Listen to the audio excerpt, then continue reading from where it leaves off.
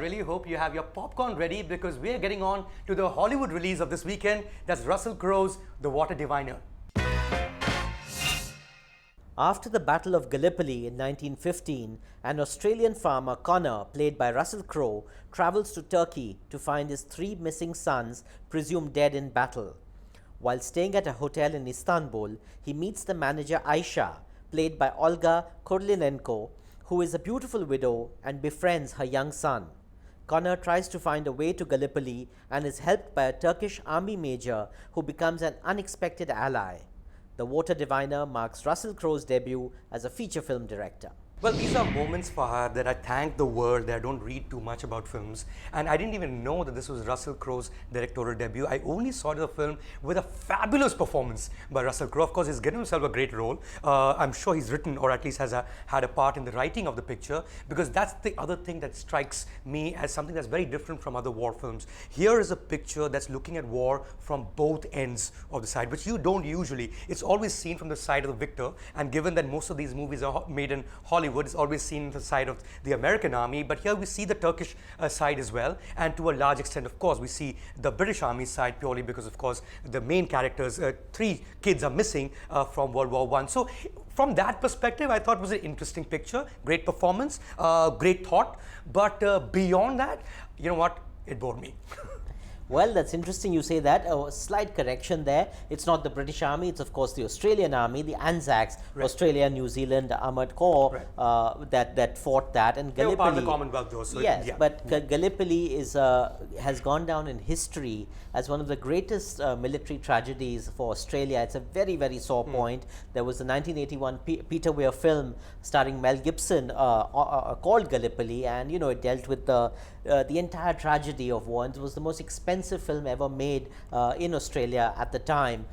This picks up obviously in this age, and obviously it's still such a scar in the Australian psyche that it's admirable that Russell Crowe gives you the Turkish perspective, right, the way he does. And there's a wonderful line where they talk about 10,000 Australian dead, but they also talk about 70,000 Turkish dead, and their bones are just thing. Obviously, The Water Diviner is about Russell Crowe, who has the gift, the pseudoscience of finding water just by using twigs, and he uses that gift in order to find his dead children are buried, and or lying dead actually. And of course, lo and behold, in this field of 8 kilometers, he pinpoints precisely. So there's a lot of cinematic liberty and license and all of that.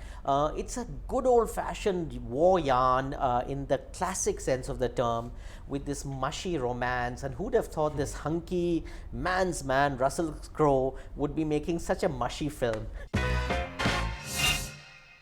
Fahad, I can't help but bring my own sensibilities as an Eastern person, or an Oriental person, if you might like to call me that, into any film that is set in the Eastern Hemisphere. And when I see a film set in Turkey with all the possible, concoctions that would be something that you associate with Turkey, so it's a Turkish bath, it's raki, it's Turkish coffee, and then of course the whole idea of honor, which is so important to Eastern cultures, according to the perspective from the West, I just feel it's kind of skullduggery at some level or the other. But although of course I liked it, but here we're talking about war. Was there talk so much about Turkish culture? So I just found that, oh my god, to be a very negative thing so far as this film is concerned. Yes, I mean, first time directors often guilty of putting too much, and you've got the whole Eastern exotica, including the chase through the crowded bazaar, right, and the dying vats and all of that. It's classic, too much of a good thing, too much of the cinematic thing. But talking about cinema, really the oh my god moment for me is the phenomenal cinematography by Andrew Lesnie. This is the man who shot the Lord of the Rings trilogy, and this is like a David Lean landscape, that panorama of the Australian outback, the panorama of Turkey, the beauty of the Blue Mosque, all of that. Just incredible cinema, the gritty battle scenes, which was superbly, masterfully handled, I think, by Russell Crowe, and obviously ably assisted by the cinematographer. So really top notch. So I'll take that over here. So really top-notch cinematography and a great visual panorama. Oh my God. Despite all the cliches. Well, Fahad, what is there not to like about Russell Crowe's performance? And of course, as you mentioned, the cinematography. But if you're bored, buddy, you're bored. I think the story was rather lame. I think it's a TV pe dekho from my end.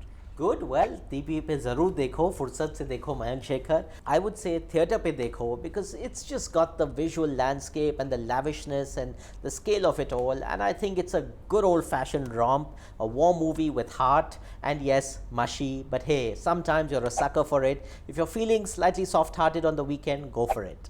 That's it for Friday Double Bill. Tell us what you think of the films. Tell us what you think of the show. Subscribe to our channel.